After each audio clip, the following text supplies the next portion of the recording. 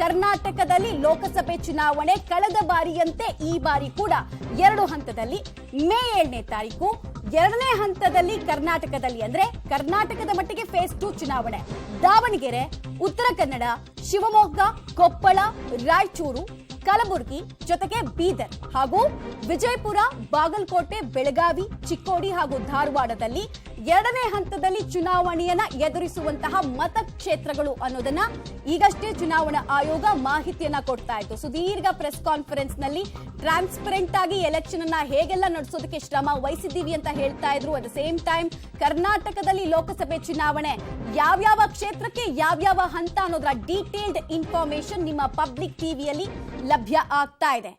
April ನಲ್ಲಿ ಮೊದಲ ಹಂತ ಚುನಾವಣೆಯನ್ನ ರಾಜ್ಯ ನೋಡಿದ್ರೆ 2ನೇ ಹಂತದ ಚುನಾವಣೆ ಮೇ ನಲ್ಲಿ ನಮಗೆ ನೋಡ್ಲಿಕ್ಕೆ ಸಿಗುತ್ತೆ. ಒಟ್ಟಾರೆ 7 ಹಂತಗಳ ಚುನಾವಣೆಯ ಫಲಿತಾಂಶ ಪ್ರಕಟಗೊಳ್ಳುವಂತಹ ದಿನ ಜೂನ್ 4 ಅನ್ನೋದನ್ನ ಕೂಡ ಈಗಷ್ಟೇ ಮಾಹಿತಿ ಹಂಚಿಕೊಳ್ತಾ ಇದ್ರು. ಐತಿಹಾಸಿಕ ಕ್ಷಣಕ್ಕೆ ಚುನಾವಣಾ ಆಯೋಗ ಈ ಮೂಲಕ ಸಾಕ್ಷಿ ಆಗ್ತಾ ಇದೆ. ಯಾರಿಗೆ ಇಡೀ ದೇಶದ ಚುಕ್ಕಾಣಿಯನ್ನ ಕೊಡಬೇಕು ಅಂತ ಓಕೆ, ಅಧಿಸೂಚನೆ, ನಾಮಪತ್ರದಕ್ಕೆ ಕಡೆ ದಿನ, ಮತ್ತೆ ಪರಿಶೀಲನೆ ಹಾಗೂ ಮತದಾನ ಮತ ಎಣಿಕೆಗೆ ಸಂಬಂಧಪಟ್ಟಂತಹ ಡೀಟೇಲ್ ಟೈಮ್ ಟೇಬಲ್ ನೋಡ್ತಾ ಇದ್ದೀರಾ. ಮೊದಲ ಹಂತ 14 ಕ್ಷೇತ್ರ ಅಧಿಸೂಚನೆ ಅಂದ್ರೆ ನೋಟಿಫಿಕೇಶನ್ ಹೊರಡಿಸೋದು ಮಾರ್ಚ್ 28ನೇ ತಾರೀಕು ಅನ್ನೋದು ಗೊತ್ತಾಗ್ತಾ ಇದೆ. ಇಷ್ಟು ಮಾತ್ರ ಅಲ್ಲ, ನಾಮಪತ್ರ ಸಲ್ಲಿಕೆ ಮಾಡೋದಕ್ಕೆ ದಿನಾಂಕವನ್ನ ಕೂಡ ನಿಗದಿ ಮಾಡಲಾಗಿದೆ. ಏಪ್ರಿಲ್ 4 ನಾಮಪತ್ರ ಸಲ್ಲಿಕೆಗೆ ಕಡೆ ದಿನ ಆಗುತ್ತೆ. ನಾಮಪತ್ರ ಪರಿಶೀಲನೆಗೆ ಏಪ್ರಿಲ್ 5ನೇ ತಾರೀಕಿನ ದಿನವನ್ನ ನಿಗದಿ ಮಾಡಲಾಗಿದೆ. ಹಾಗೂ ಮೊದಲ ಹಂತದ ಕರ್ನಾಟಕದ ಲೋಕಸಭೆ ಚುನಾವಣೆಯ ದಿನ ಏಪ್ರಿಲ್ 26ನೇ ತಾರೀಕು. ಏಪ್ರಿಲ್ 26 ಯಾವ್ಯಾವ ಕ್ಷೇತ್ರ ಅಂತ ಈಗಷ್ಟೇ ನಾನು ಡೀಟೇಲ್ಸ್ ಕೊಡ್ತಾ ಇದ್ದೆ. ಇನ್ನೊಂದು ಕಡೆಗೆ 2ನೇ ಹಂತದ ಡೀಟೇಲ್ಸ್, ಇಲ್ಲೂ 14 ಕ್ಷೇತ್ರ ಅಧಿಸೂಚನೆ ಏಪ್ರಿಲ್ 12ಕ್ಕೆ 2ನೇ ಹಂತದ ಚುನಾವಣೆಗೆ ಫೇಸ್ ಮಾಡುವಂತಹ ಕ್ಷೇತ್ರಗಳಿಗೆ ಹೊರಡಿಸಲಾಗುತ್ತೆ. ನಾಮಪತ್ರ ಸಲ್ಲಿಕೆಗೆ ಕಡೆ ದಿನ ಏಪ್ರಿಲ್ 19ನೇ ತಾರೀಕು. ನಾಮಪತ್ರ ಪರಿಶೀಲನೆಗೆ ನಿಗದಿ ಆಗಿರುವಂತಹ ದಿನಾಂಕ ಏಪ್ರಿಲ್ 20. ಮತದಾನ ಈ ಭಾಗದಲ್ಲಿ ನಡೆಯೋದು ಅಂದ್ರೆ 2ನೇ ಹಂತದ ಮತಕ್ಷೇತ್ರಗಳಿಗೆ ಮತದಾನ ನಡೆಯೋದು ಮೇ 7ನೇ ತಾರೀಕು. Mark this words. ಮತ ಎಣಿಕೆ ಜೂನ್ 4. 7 ಹಂತಗಳಲ್ಲೂ ಕೂಡ ನಡೆದಿರುವಂತಹ ಚುನಾವಣೆಯ ಫಲಿತಾಂಶ ಏನು, ಜನ ಏನನ್ನ ಬಯಸ್ತಾ ಇದ್ದಾರೆ, ಈ ಚುನಾವಣೆಯ ಪ್ಯಾಟ್ರನ್ ಏನು, ಎಲ್ಲದಕ್ಕೂ ಉತ್ತರ ಸಿಗೋದು ನಮಗೆ ಜೂನ್ 4.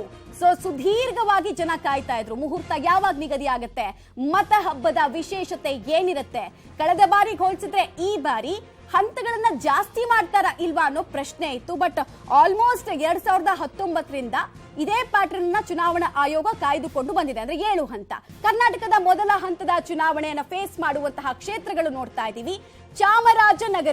ಚಾಮರಾಜನಗರ ಜೊತೆಗೆ ಮೈಸೂರು, ಹಳೆ ಮೈಸೂರು ಭಾಗದ ಪ್ರಮುಖ ಕ್ಷೇತ್ರಗಳು ಮೊದಲ ಹಂತದಲ್ಲೇ ಚುನಾವಣೆಯನ್ನ ಫೇಸ್ ಮಾಡ್ಲಿಕ್ಕಿದೆ. ಮಂಡ್ಯ, ಹಾಸನ, ಚಾಮರಾಜನಗರ, ಮೈಸೂರು ಇಲ್ಲೆಲ್ಲ ಕೂಡ ಮೊದಲ ಹಂತದ ಚುನಾವಣೆ ಏಪ್ರಿಲ್ 26ನೇ ತಾರೀಕು ಇಲ್ಲಿ ನಡೀಲಿಕ್ಕಿದೆ. ಬೆಂಗಳೂರು ಗ್ರಾಮಾಂತರ ಇದರಲ್ಲಿ ಇನ್ಕ್ಲೂಡ್ ಆಗ್ತಾ ಇದೆ. ಬೆಂಗಳೂರು ಉತ್ತರ ಜೊತೆಗೆ ಹಳೆ ಮೈಸೂರು ಭಾಗದ ಪ್ರಮುಖ ಮತಕ್ಷೇತ್ರಗಳಲ್ಲೂ ಕೂಡ ಮೊದಲ ಹಂತದಲ್ಲೇ ಚುನಾವಣೆ ನಡೀಲಿಕ್ಕಿದೆ ಅನ್ನೋದರ ಡೀಟೇಲ್ಸ್ ಈಗಷ್ಟೇ ಚುನಾವಣಾ ಆಯೋಗ ಕೊಟ್ಟಿದೆ. ಸೊ ಇಲ್ಲಿ ಜನ ಯಾರನ್ನ ಬಯಸ್ತಾರೆ, ಯಾರು ಅರ್ಹರು ಎಲ್ಲದನ್ನ ಡಿಸೈಡ್ ಮಾಡೋದಕ್ಕೆ ಮೊದಲ ಫೇಸ್ ನಲ್ಲಿ ಜನರಿಗಿರುವಂತಹ ದಿನಾಂಕ ಏಪ್ರಿಲ್ 26ನೇ ತಾರೀಕು. ಯಾವ್ಯಾವ ಕ್ಷೇತ್ರ, ಒಟ್ಟು 14 ಕ್ಷೇತ್ರ ಇಲ್ಲಿ, ಇನ್ನೂ 14 ಕ್ಷೇತ್ರ 2ನೇ ಹಂತಕ್ಕೆ ಹೋಗುತ್ತೆ. ಸೊ 14 ಕ್ಷೇತ್ರ ಮೊದಲ ಹಂತದಲ್ಲಿ ಯಾವ್ದ್ಯಾವ್ದು ಅನ್ನೋದನ್ನ ಈಗ ಇನ್ನೊಂದ್ಸಲ ನೋಡೋದಾದ್ರೆ, ಬೆಂಗಳೂರು ದಕ್ಷಿಣ, ಗ್ರೇಟರ್ ಬೆಂಗಳೂರು ಅಂತ ನಾವೇನ್ ಕರಿತೀವಿ, ಆ ಗ್ರೇಟರ್ ಬೆಂಗಳೂರಿನ ಪ್ರಮುಖ ಕ್ಷೇತ್ರಗಳಿಗೂ ಕೂಡ ಮೊದಲ ಹಂತದಲ್ಲೇ ಚುನಾವಣೆ ಆಗತ್ತೆ. ಹಾಗೆ ದಕ್ಷಿಣ ಕನ್ನಡದಲ್ಲೂ ಕೂಡ ಮೊದಲ ಹಂತದ ಚುನಾವಣೆ ಏಪ್ರಿಲ್ 26ನೇ ತಾರೀಕು. ಚಿಕ್ಕಮಗಳೂರು, ಚಿತ್ರದುರ್ಗ ಇಲ್ಲೂ ಕೂಡ ಮೊದಲ ಹಂತದ ಚುನಾವಣೆಗೆ ಹೋಗುವಂತಹ ಕ್ಷೇತ್ರಗಳಾಗ್ತಾ ಇದೆ. ಚಾಮರಾಜನಗರ, ಮಂಡ್ಯ, ಹಾಸನ, ಕೋಲಾರ, ದಕ್ಷಿಣ ಕನ್ನಡ, ಬೆಂಗಳೂರು ಗ್ರಾಮಾಂತರ, ಬೆಂಗಳೂರು ಉತ್ತರ ಈ ಕ್ಷೇತ್ರಗಳಲ್ಲೂ ಕೂಡ ಫಸ್ಟ್ ಫೇಸ್ ಎಲೆಕ್ಷನ್ ಏಪ್ರಿಲ್ 26ನೇ ತಾರೀಕು.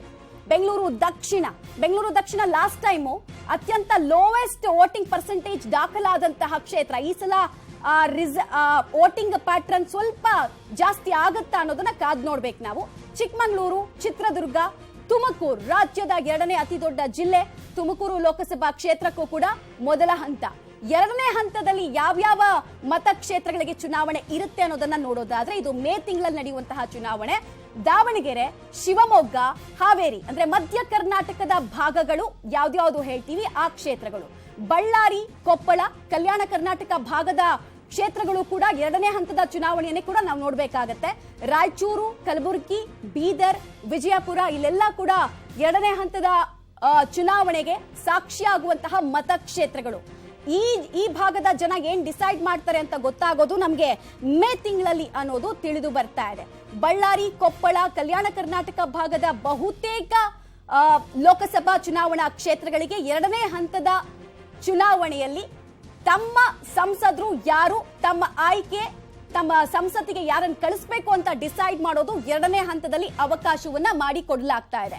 ಚಿಕ್ಕೋಡಿ ಇರಬಹುದು, ಮುಂಬೈ ಕರ್ನಾಟಕ ಭಾಗದ ಲೋಕಸಭಾ ಕ್ಷೇತ್ರಗಳಿರಬಹುದು, ಮಧ್ಯ ಕರ್ನಾಟಕ ಭಾಗದ ಲೋಕಸಭಾ ಕ್ಷೇತ್ರಗಳಿರಬಹುದು. ಇಲ್ಲೆಲ್ಲವೂ ಕೂಡ ಎರಡನೇ ಹಂತದಲ್ಲಿ ತಮ್ಮ ಸಂಸದ ಯಾರಾಗಬೇಕು ಅಂತ ಜನ ಡಿಸೈಡ್ ಮಾಡೋದಕ್ಕೆ ನಿಕ್ಕಿ ಮಾಡಿರುವಂತಹ ದಿನ ಅನ್ನೋದು ಗೊತ್ತಾಗ್ತಾ ಇದೆ. ರಾಯಚೂರು, ಕಲಬುರಗಿ, ಬೀದರ್, ವಿಜಯಪುರ ಇಲ್ಲೆಲ್ಲವೂ ಕೂಡ ಎರಡನೇ ಹಂತದಲ್ಲಿ ಚುನಾವಣೆ ನಡೆಯುತ್ತೆ. ಸಾಕಷ್ಟು ಸಿದ್ಧತೆಗಳು ಈಗಾಗಲೇ ಆಗ್ತಾ ಇದೆ ಅನ್ನೋದನ್ನ ಕೂಡ ಹೇಳಿದ್ರು. ಬಾಗಲಕೋಟೆ, ಬೆಳಗಾವಿ, ಚಿಕ್ಕೋಡಿ, ಧಾರವಾಡ ಇವೆಲ್ಲವೂ ಕೂಡ ಎರಡನೇ ಹಂತದಲ್ಲಿ ಚುನಾವಣೆಯನ್ನ ನೋಡುವಂತಹ ಜಿಲ್ಲೆಗಳಾಗ್ತಾ ಇದೆ ಅಥವಾ ಮತಕ್ಷೇತ್ರಗಳಾಗ್ತಾ ಇದೆ. ಉತ್ತರ ಕನ್ನಡ ಭಾಗ ಕರ್ನಾಟಕದಲ್ಲೇ ಒಂದು ಇತಿಹಾಸವನ್ನ ಕ್ರಿಯೇಟ್ ಮಾಡಿತ್ತು. ಲಾಸ್ಟ್ ಟೈಮ್ 4 ಲಕ್ಷ ಲೀಡನ್ನ ವಿನ್ನಿಂಗ್ ಕ್ಯಾಂಡಿಡೇಟ್ ಕೊಟ್ಟಿತ್ತು. ಈ ಸಲ ಏನ್ ಕೊಡ್ತಾರೆ ಜನ, ಏನ್ ಬಯಸ್ತಾರೆ ಅದನ್ನ ಎರಡನೇ ಹಂತದಲ್ಲಿ ಅವ್ರು ಹೇಳ್ಬಹುದು. ರಾಯಚೂರು, ಕಲಬುರಗಿ, ಬೀದರ್, ವಿಜಯಪುರ ಇಲ್ಲೆಲ್ಲವೂ ಕೂಡ ಎರಡನೇ ಹಂತದ ಚುನಾವಣೆ ನಡೆಯುವಂತಹ ಜಾಗಗಳಾಗ್ತಾ ಇದೆ ಅಥವಾ ಸೆಕೆಂಡ್ ಫೇಸ್ ಎಲೆಕ್ಷನ್ ನಡೆಯುವಂತಹ ಮತಕ್ಷೇತ್ರಗಳಾಗ್ತಾ ಇದೆ. ಅದರಲ್ಲಿ ಮಧ್ಯ ಕರ್ನಾಟಕ ಭಾಗ ಕೂಡ ಸೇರ್ಕೊಂಡಿದೆ, ಕಲ್ಯಾಣ ಕರ್ನಾಟಕ ಭಾಗ ಕೂಡ ಸೇರ್ಕೊಂಡಿದೆ ಅನ್ನೋದು ಮತ್ತೊಂದು ವಿಶೇಷ.